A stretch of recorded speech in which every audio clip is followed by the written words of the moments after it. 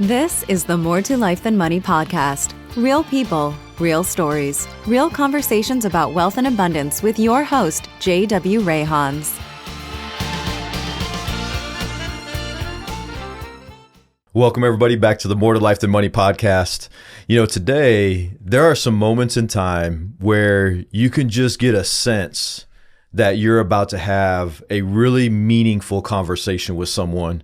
And it is going to be a treat for all of you to get to kind of listen in and join in with this conversation that Rufus Glasper and I are going to get to have here today. And so, Rufus, I want to start by saying just a genuine thank you for the opportunity for us to get to visit a little bit for, you know, the next few minutes and just see where our conversation takes us, because you've got this humility about you. You have this genuineness about you. You have this calm and cool and collected personality traits. And at the same time, I can sense in there's this great deal of joy and fun that's a part of who you are. And so I'm just looking forward to seeing what happens as we let a few people listen in to what we talk about. Sounds like a plan. I'm looking forward to it. And we have a friend that has connected us, Dr. Maria Hesse, and you and I both share just a great deal of respect for her. And so, Maria, in case you end up watching this is a little bit of a shout out to you, and thank you for bringing us together.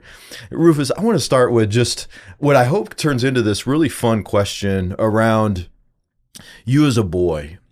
And so, you've obviously had an opportunity to do some amazing things throughout your life. You've had an opportunity to lead some amazing efforts throughout your life. When you envision yourself as a boy, what are some of the things you would tell that boy, Rufus, knowing what you know today? I would tell them that never forget who you are.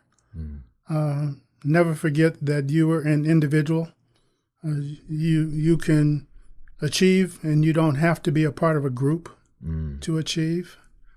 That you should probably listen more than you should talk. And you should always look to have fun. Yeah. And engage people. I've had a great journey, one that I will tell you I could not have planned out. But when I had the opportunities and when I had the challenges, I saw ways to continue to build and to grow. And you talk about patience. I had to learn to be patient. Did you? Yeah. Yeah. I am a person who likes to do things, like to get engaged. But I remember my sister growing up. I'm from a family of 7. Okay. I'm number 2. Are you? Okay. My sister is number 7. Okay. And my sister asked me one day, she said, have you ever made a quick or impetuous decision? And I looked at her and I said, the answer is no. Because it might appear to be one that I have made on the fly. But before I do that, I've kind of looked at different situations and asked myself, what would you do in this situation? It's not always the same situation for everyone. But I always think about a way that, who am I representing? What will people see? And in the back of my mind, when you talk about growing up, what would my parents say?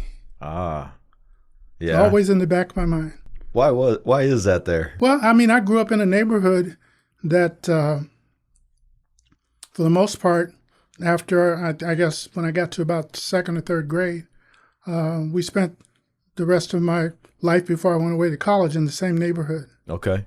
And my parents didn't worry about us. Yeah. Because once you went out of the house, if you did anything wrong, the neighbors would tell.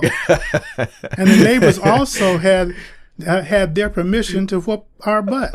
There was embedded accountability. There was embedded accountability. That's right. So you knew it would get home before you got home. So, where did you grow up? I was born and raised on the south side of Chicago. Okay. I was born on 43rd and Ellis. And in 1959, my parents moved to a south suburb called Blue Island. Okay. And that's where I spent from about second grade through the time I went to college. Okay. And graduated and then moved out. Yeah. Yeah. So I want to stay on these neighborhood lessons for just a moment. What are some of the other neighborhood lessons that you would share with us today that have helped shape who you became later on when you think back about that time period in your childhood? Well, my neighborhood lessons were looking at the friends that I grew up with. Mm-hmm. And I saw that, and I guess it was something I wanted to see, that I thought we were all on the same path. And that we all had similar kinds of goals. Mm-hmm. We played in the dirt. We played basketball. We played football together. We did different things. And what amazes me more was I didn't realize I had developed some levels of discipline or approaches that differentiated me, not in a negative sense, mm-hmm. but in a sense that I could say, I don't need to do that. Yeah. I don't need to try that. I can see the impact. I can see, I had an older brother mm-hmm. who would follow a crowd anywhere. Oh, yeah. I mean, he liked being part of a group, and he liked being welcome. And to me, I enjoyed friends and such, but if I had to be by myself, then that was fine. Yeah, didn't feel like you had to follow the crowd. No, I didn't have to follow. Yeah. But after a while, just because of my personality, like minds and like activities started to group together, and we started moving around as small little groups in the neighborhood. That makes sense. Yes. You know, there's something that you mentioned earlier that really caught my attention, and that is if you wouldn't have been able to plan out some of the things that happened in your life later on back then. What are some of those things? What are some of the things that end up happening in life that you wouldn't have even imagined as that younger boy in the neighborhood? Well, I was always a pretty good student, mm-hmm. and when I say pretty good, I mean I actually looked at my. I was cleaning out some stuff my mother gave me, and mm-hmm. she had my report cards. Oh, she did? From third grade all the way through ninth grade. Okay. I mean, yeah, through eighth grade. Okay. So I'm going to share something here. I want to hear this because so for any of you that are listening, if you haven't already looked up some background or bio on Rufus, you're going to find out that he got to serve as Chancellor of Maricopa Community Colleges for a number of years, which is, I think it's 13. Yeah, it's the largest community college network in the country, I believe. Is that right? It was at one time. I think it is still very close. Okay, very close. I don't follow the numbers right now. Yeah. Well, let's jump back into the story because now we want to hear about the report cards. So I was looking at the report cards and I was looking at them because my wife asked me a question. And she said, what was the name of your school when you were in the second and third grade? Okay. And when I started second grade, I was in the Chicago public schools. Okay. But at the end of that year, almost about halfway, we moved to Blue Island. Oh, okay. And I moved from a place that had its own school building, and I was part of a kindergarten group, a first grade group, a second grade group, and we moved to Blue Island.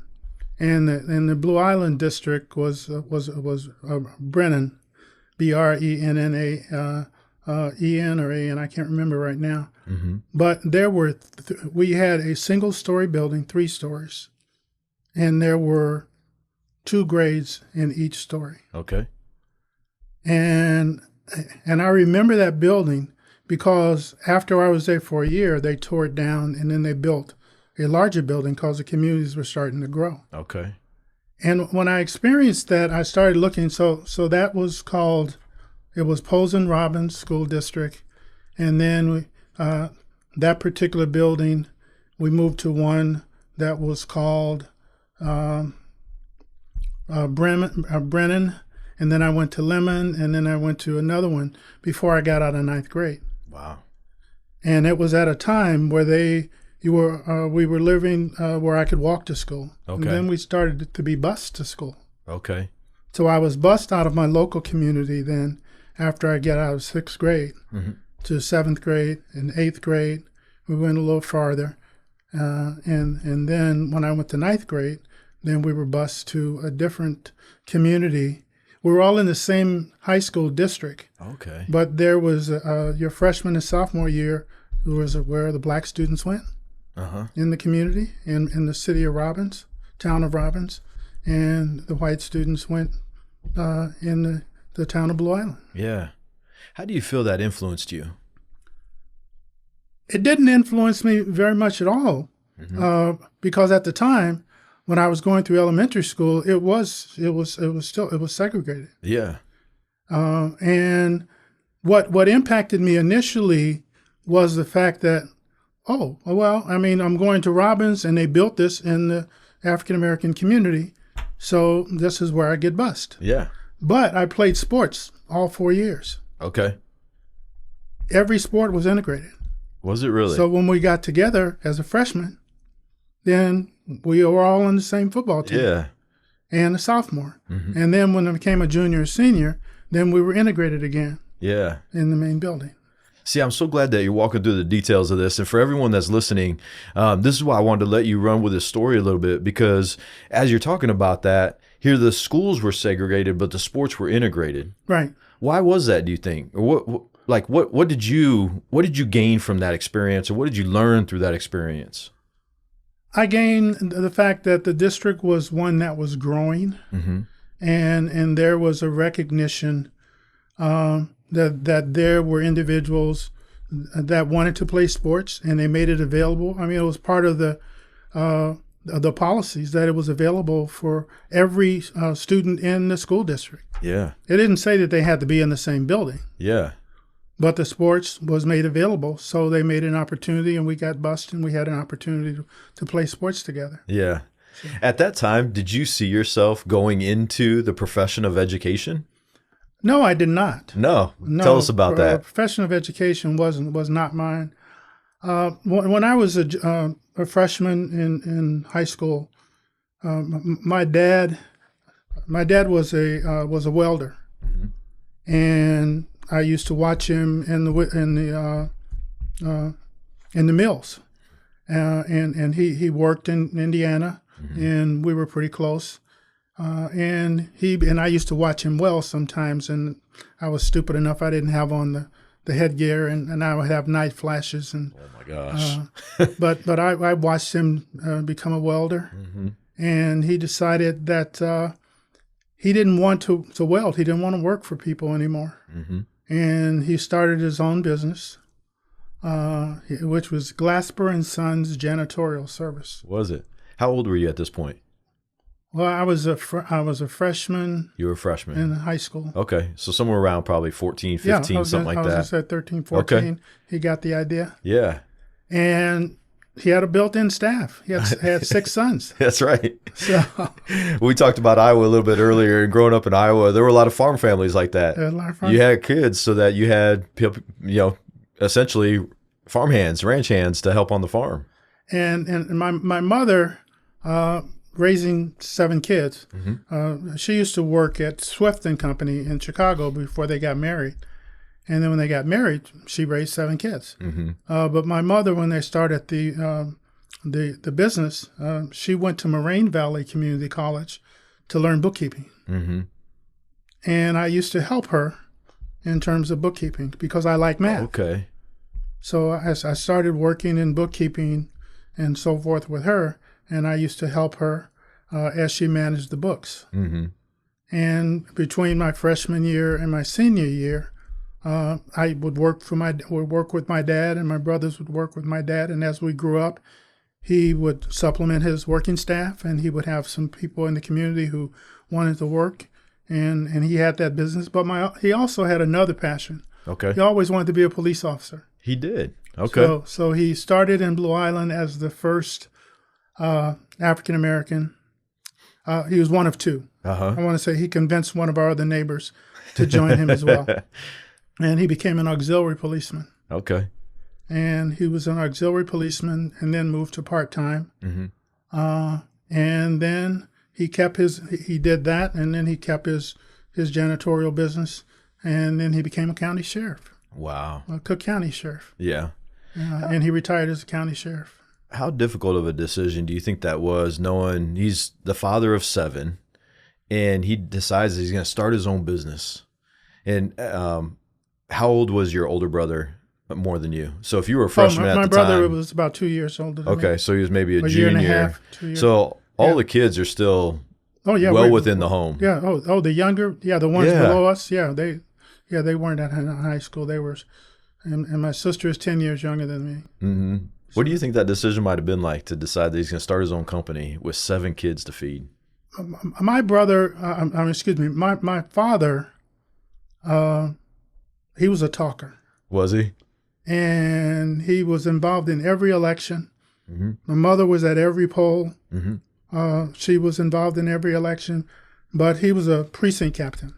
Okay. And that was his area. So he would work every election. He'd get people to vote. So he knew a lot of folks in city council and in the city. And as a matter of fact, he some of his clients, I found out were on the public school board. Okay. So that connection worked out well for him, and he could sell you anything. Yeah. He was very. He understood his gifts. He was very confident in what he was doing. Yeah. So I want to start to link in some different phases of life for you with the people that are listening.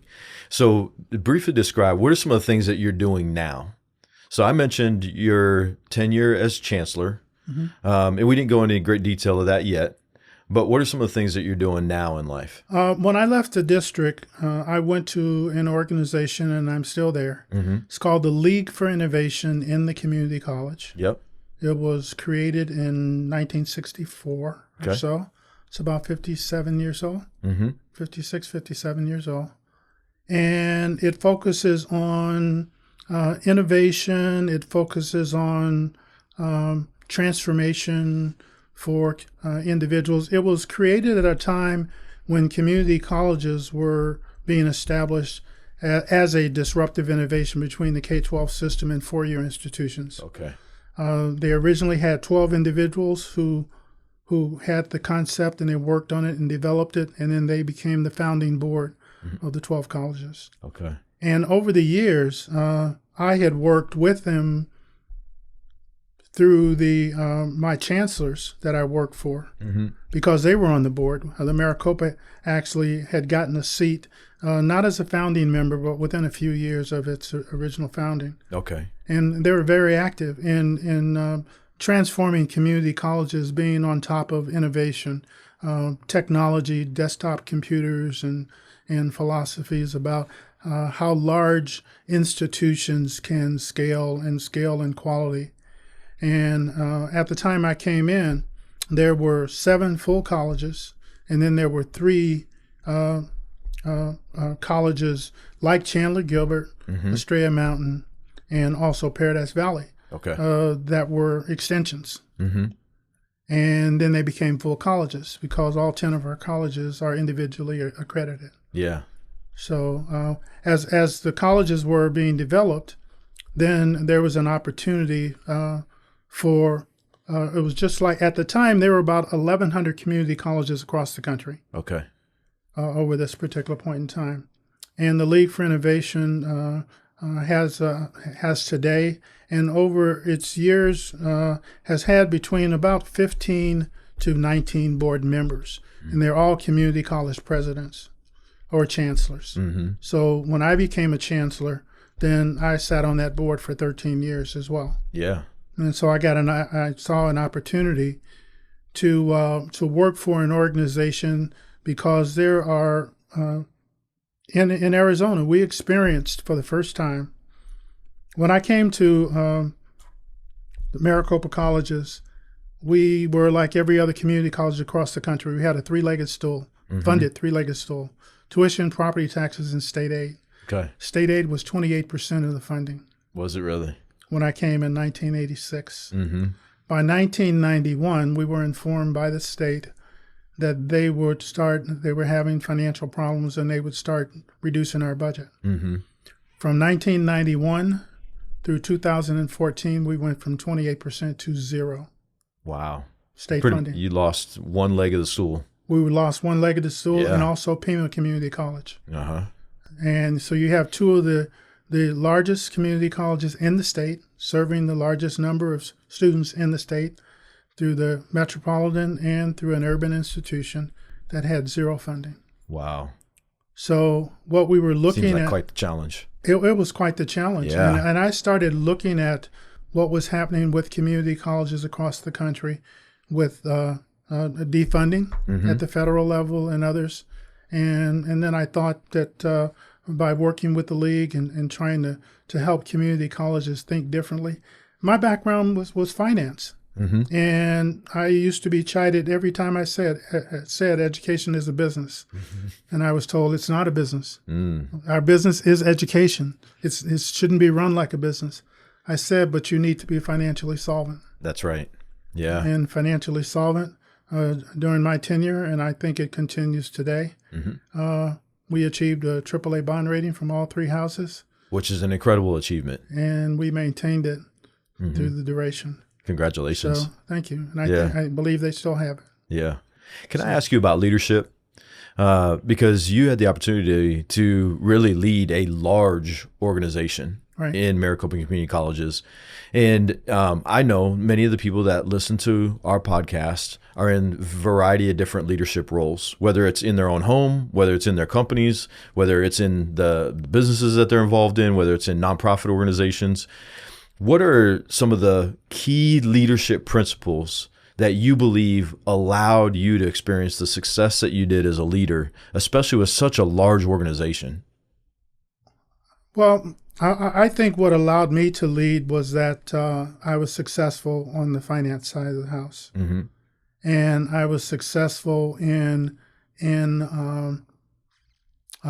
maintaining an institution from a financial perspective. We ended up increasing tuition on a number of occasions as we went through. We passed bond referendums, but I had three principles that I continued to use as I was chancellor, and it's inclusiveness, engagement, and respect. Inclusiveness, engagement, and respect. And respect. Okay.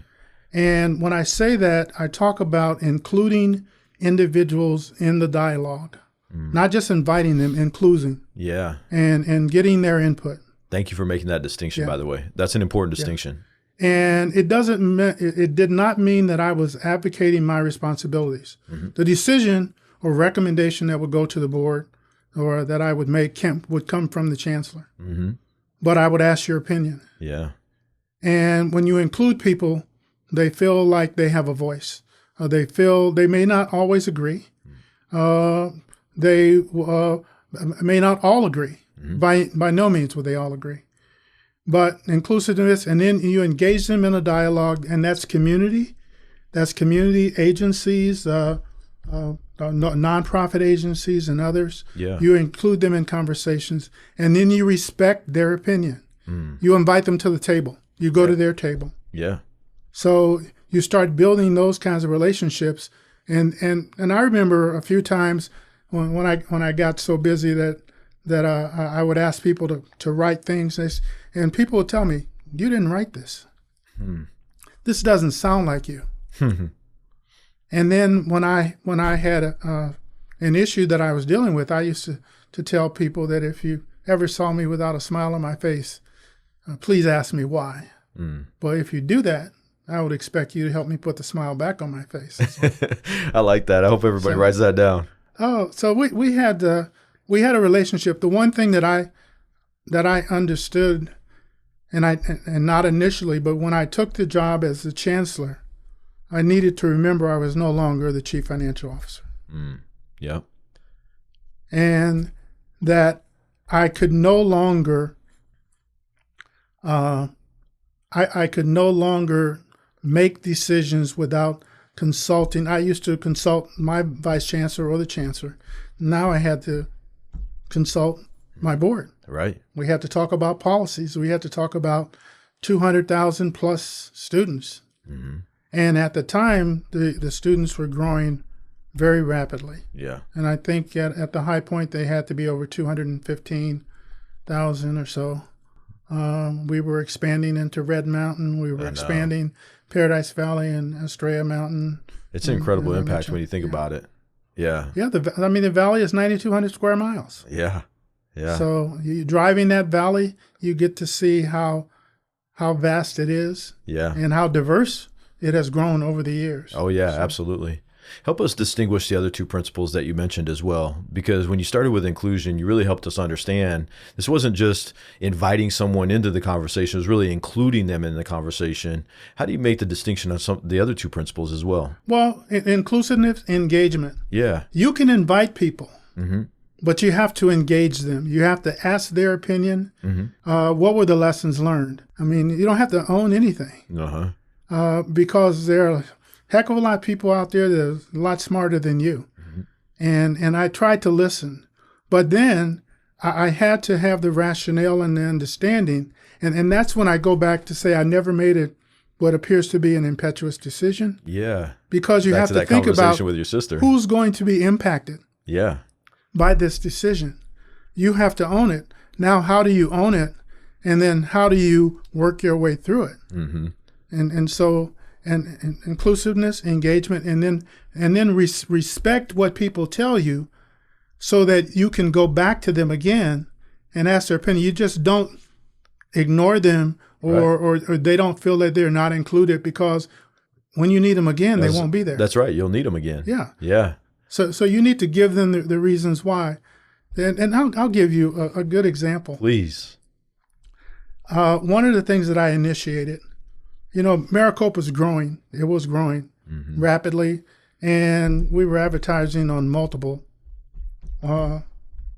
billboard signs throughout the valley. Uh-huh. Multiple colleges on the same bus bench. Uh-huh. And I told people, we have students who go to classes close to where they work, close to where they play, close to where they live. Mm-hmm. Very few people know that Maricopa 10 colleges are all part of one system. Yeah. Yeah. One system. That was true. And you talk about Mesa. Yeah. I'll give you a personal story on Mesa. Please do. So I initiated a program called One Maricopa. Okay. And One Maricopa meant that the reason it's One Maricopa is because all 10 of our colleges were individually accredited. Okay. And when you're individually accredited, you have a tendency to grow independently, act independently, and move forward independently. As One Maricopa, my voice was, we're better as a system if we can pool our resources together and we can look at common goals to achieve. So I had One Maricopa pins. Yeah. And I asked that on every billboard sign, when you come to a college sign, that it say Mesa Community College, a Maricopa College. As you're talking about this, I remember that now. So I remember being called in by the city council in Mesa. Okay. And they said very candidly, who the world do you think you are? This is our college. We created this college, and now you're trying to put this name, you're trying to change the name of the college. It wasn't Mesa Community College. Mm-hmm. And it did not go over well. Yeah. Because you're talking about taking away individual sovereignty of communities where they've named the colleges. And all I wanted was a Maricopa Community College. Right. You weren't asking them to change the name of Mesa Community College. I College. wasn't asking them to change. Yeah. But there to be the addition of a Maricopa Community College. Yeah. Yeah. And I was, and then I laid the seed. I went away. Mm-hmm. I was surprised as heck to come back and see on every college now it says a Maricopa Community College. Yeah. Rufus, can I highlight something in that? Remember when I asked you, if you were talking to that childhood boy Yeah. of yourself and what you would tell him is that you don't have to be a part of a crowd. You can lead. And this is where you've given an example of where that played out much later in life. Oh, yes. Because it's important to be reminded that sometimes when we make bold decisions, they're going to come up against scrutiny.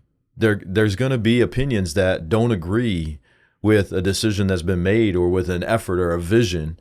And sometimes you have to pursue that vision anyway because you see the greater good that can come from it. And in your case, what you were talking about is these pooled resources in order to have some synergy between all the 10 community colleges was going to be a way of the future that was necessary for the resources to really deliver the best level of education to students.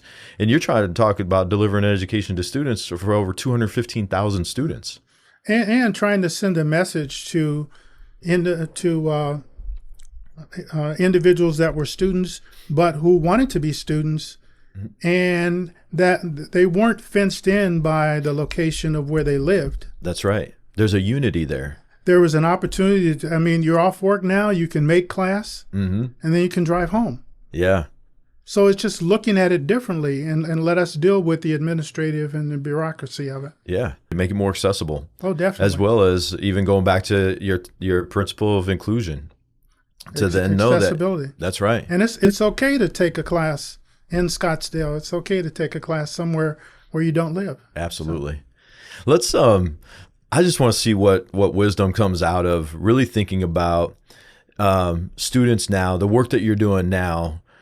And if you were to try to sum up, if somebody just came to you, let's say it was a real casual conversation, they happened to recognize you, you didn't recognize them, but they came up to you and said, Rufus, I have such a great deal of respect for what you've done in your life, the impact that you've had, the organizations that you've led, the success that you've been able to experience in whatever they've played up in their mind of what that success looks like.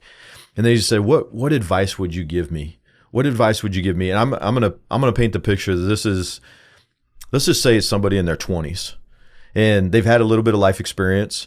They've probably run up against some challenges and some hard times, maybe some things that have slowed them down, but they're coming to you and say, what do I need to know? Like what would help me experience some of the success that you've experienced? And I started with never forget who you are. I'll give you this story. Please. So I went to college in Iowa, small college. Yep. Luther College. Can we call it out? Luther College. Yep. There weren't many black people in Luther College. Yeah. A lot of our listeners realize I grew up in Iowa. Okay. And I can testify to that. And I had a business professor. I was a business and finance major, business administration major. And I had a business professor who told me, who advised me for 4 years. And over that period of time, I honestly thought he was supporting me. Okay. And when I got ready to do my junior thesis, my thesis was Booker T. Washington's Economic Aspects on Financing Tuskegee Institute. Yeah. And he said, there's going to be some of our listeners looking that up. Yeah. He said, why would you write about this? I mean, I don't understand. I said, because Booker T. Washington, as he financed and he looked at Tuskegee, he looked at a way to actually finance that institution. I mean, I'm in finance. That's ties what, and we battled about that, but I ended up writing about it. Yeah. Okay, so we fast forward. My senior year, I've graduated, and I forgot I'll connect this to my dad's janitorial business. Okay, I like that. In my sophomore year, I came home from college. It was in my freshman year. I came home at the end of my freshman year. I told my dad I need to have an environment where I can use some of my business applications. See what I? Yep. And he talked to a gentleman who he used to clean his facilities, who was a board member for the high school district that I graduated from. Oh, no kidding. And I was able to get a job that summer and work in the school business administration office. Mm-hmm. And I worked in that office for 3 years, every summer, every time I got off school. And I worked in there and I learned about school business administration. And through that particular skill set, I was able to apply and then try to help my dad and my mom with their business and so forth.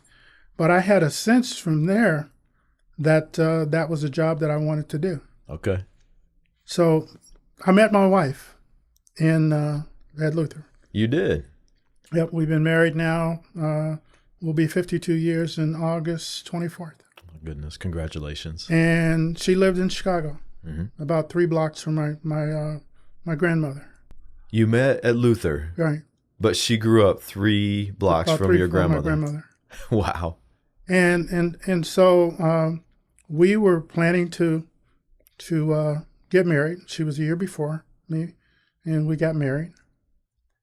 And I went to her and I said to her that I got a job as a business teacher. I wanted to be a business teacher. I wanted to coach football and coach basketball. Mm-hmm.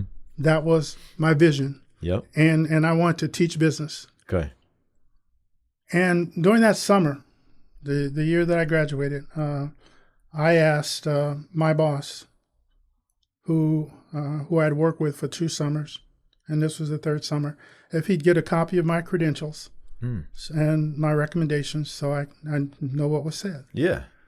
And the gentleman that I mentioned to you was my advisor, and he said, I am glad that Rufus has decided to teach in the inner city schools of Chicago because I doubt if he would ever make it in this highly competitive business world.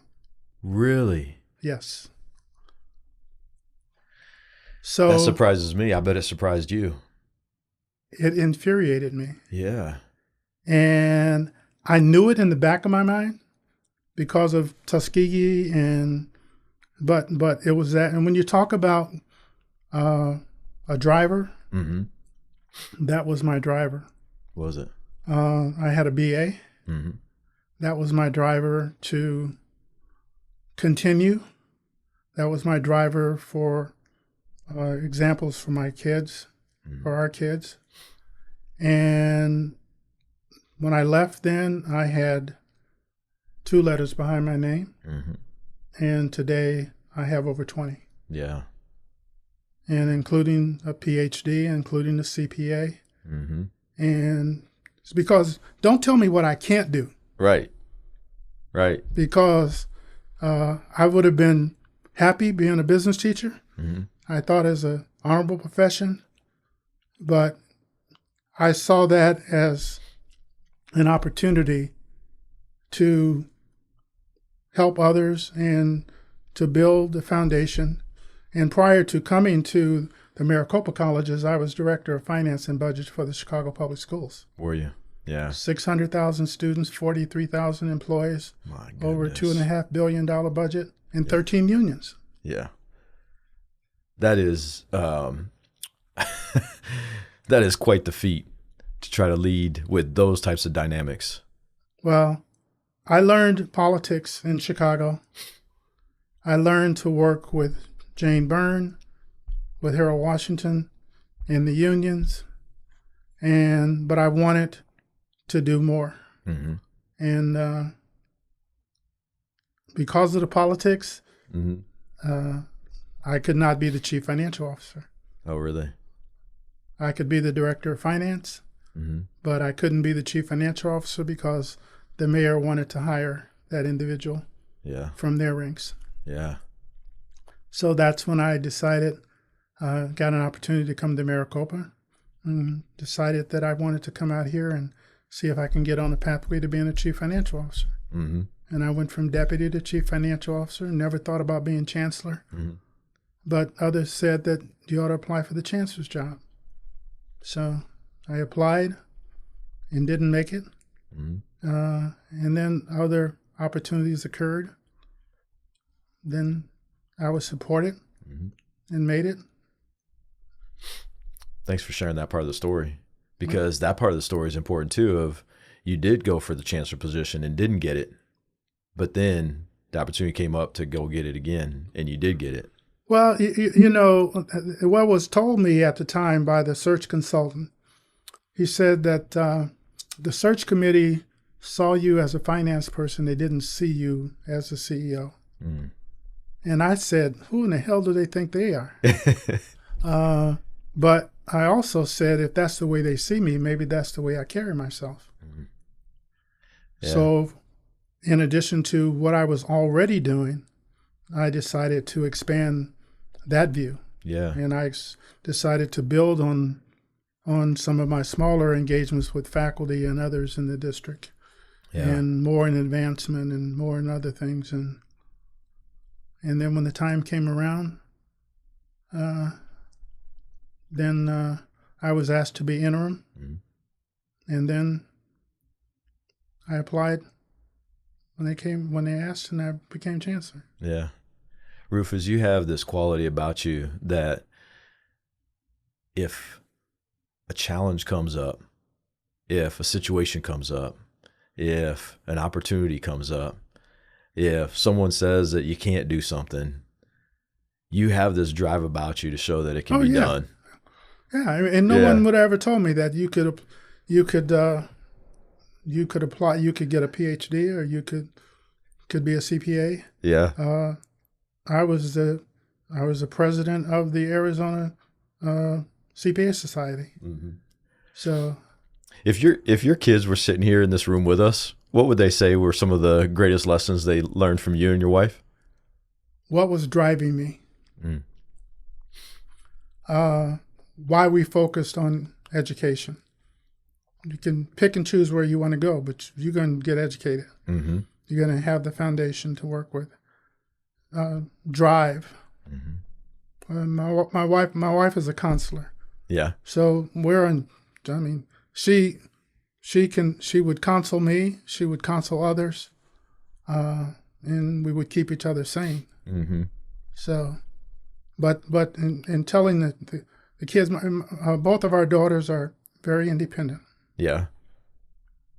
And they would survive without us. Yeah. But they will also thrive with us. Mm-hmm. Greatest life lesson that you would share with someone? You can only pick one.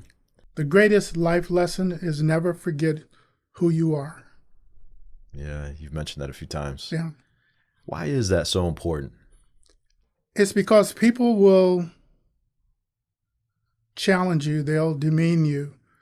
They'll give you a reason to doubt yourself. Mm. They will make you think you're on an island by yourself. Mm-hmm. That's why inclusiveness, engagement, and respect means that you don't survive as a chancellor in 13 years because you fight every battle. You don't. Because you build a community that when something happens, the community speaks for the community. Yeah. Just to set the tone on that, what's the average tenure of a chancellor? Today? Yeah. Nationwide? Yep. 3 years. Yeah. Did everybody catch that? The average is 3 years, and you served for 13. Yeah. And I just want to acknowledge that, because that says a lot about the way you lived out those principles that you talked about with inclusion and engagement and respect. Because those would have been necessary in order to serve 4 times the length of the average plus. Well, yeah, and California's 2.5. We could be up to 5, but it is not. When I was a chancellor, you could look around and measure 10 plus years. Mm-hmm. And these are difficult jobs. They are. They're complex. They're challenging. The funding issues. And the politics. The politics. I used to teach higher ed finance and budgeting at ASU. Did you? Yeah. And students used to come in. The first thing they wanted to do was to learn how to do a budget. Mm-hmm. They said, we can do that in a few hours or a couple days. I said, you need to understand the politics of budgeting. You need to understand the rules of the game. And this is not a de minimis statement. Uh-huh. You need to understand the rules of the game, the players of the game, and make a conscious decision to win the game. Yeah. I hope everybody writes that down. Yeah. Because that's applicable in a lot of different areas. In a lot of different areas. If you don't have that as an attitude, then you've already failed. Yeah. Then your daily challenges will set you back. Yeah. And Understand the players of the game, the rules of the game, and how you're going to win the game. And how you're going to win the game. That's right. Yeah. That's right. I'm going to ask you a curiosity question, but we ask this of every guest that's with us. But you also you've got an economics background. You mentioned math is of a talent of yours and something that you enjoy. But I'm going to take it and say, with all the life that you've lived, up to this point, if I asked you how you actually define true wealth and abundance, what would you tell people? Tell us more about that. Yeah. I think one of my, I'm a good mathematician, but I'm a better people person.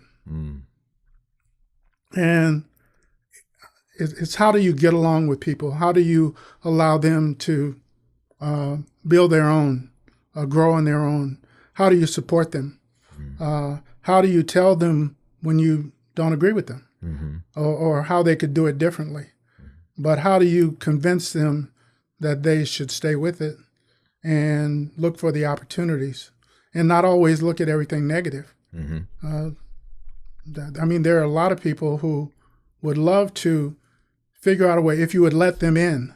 And that's what I was doing. People would send me emails, and then I'd respond back, or I'd pick up the phone. They said, I didn't know you were going to call me. I said, I didn't know you were going to send the email. Or I didn't know you were going to call me.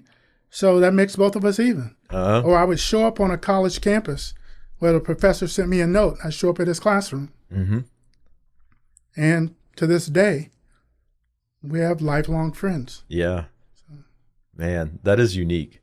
And I just appreciate that about you, in the way that you instinctively mentioned people, but you helped us understand what that really meant, in the way that you really help people see what's within them, what's important to them. How can you contribute in their life? You give them a voice. And in a way, you also show up for them. That's really what I heard in the last part there, is the way that you show up. Rufus, this has been outstanding. And I really appreciate the opportunity for us to get together, us to chat a little bit. I mentioned at the beginning, before we came on camera, before we started recording, just the special place that Mesa Community College has in my life, especially when I first moved here to Arizona. And I just want you to know that I appreciate your leadership. I appreciate you as a person. And I appreciate the way that even when we first met, you said, I'm Rufus Glasper that happens to have a doctorate. And that says so much about your value system and who you are. Man, this has been a great joy and a privilege. And I just want to remind everybody that's listening that if there's any part of Rufus's story, if there's any part that you resonate with, whether it's in the world of education, whether it's in the world of leadership, whether it's just in the world of great, genuine, humble principles that really influence people's lives, I hope they'll share your story. I hope they'll share this conversation, because one of the things that I also noticed you do very well is you teach through real story. And the stories that you shared were of great influence to any of us that were listening. So thank you for allowing us to have this conversation together. Well, thank you for allowing me to share the stories. I didn't know if I was going to. I don't know what I should or should not, but I say what's on my heart. That's right. So. And I appreciate you sharing what's on your heart. There's always more to life than money. Oh, always. And this has certainly been a great joy. Definitely. Yep. Thank you. Come back and listen to some of our other episodes as well. Come back and watch the episodes and live out life through the principle, through the value that there's more to life than money. Thank you for listening to the More to Life Than Money podcast with your host, J.W. Rayhons, financial advisor, jw@rayhonsfinancial.com. Guests are not affiliated with or registered with Cetera Wealth Services, LLC. Any information provided by guests is in no way related to Cetera Wealth Services, LLC, or its registered representatives, unless otherwise noted as a representative of Cetera Wealth Services, LLC. The opinions contained in this material are those of the author and not a recommendation or solicitation to buy or sell investment products. This information is from sources believed to be reliable, but Cetera Wealth Services, LLC cannot guarantee or represent that it is accurate or complete. Securities offered through Cetera Wealth Services, LLC, doing insurance business in California as CFGAN Insurance Agency, LLC, California Insurance License Number 0644976, member FINRA/SIPC. Advisory services offered through Cetera Investment Advisors, LLC, a registered investment advisor. Cetera is under separate ownership ownership from any other named entity. California Insurance License Number 0M15552. The views depicted in this material are for informational purposes only and are not necessarily those of Cetera Wealth Services, LLC. They should not be considered specific advice or recommendations for any individual. Neither Cetera Wealth Services, LLC, nor any of its representatives may give legal or tax advice. 313 North Gilbert Road, Suite 200, Gilbert, Arizona, 85234.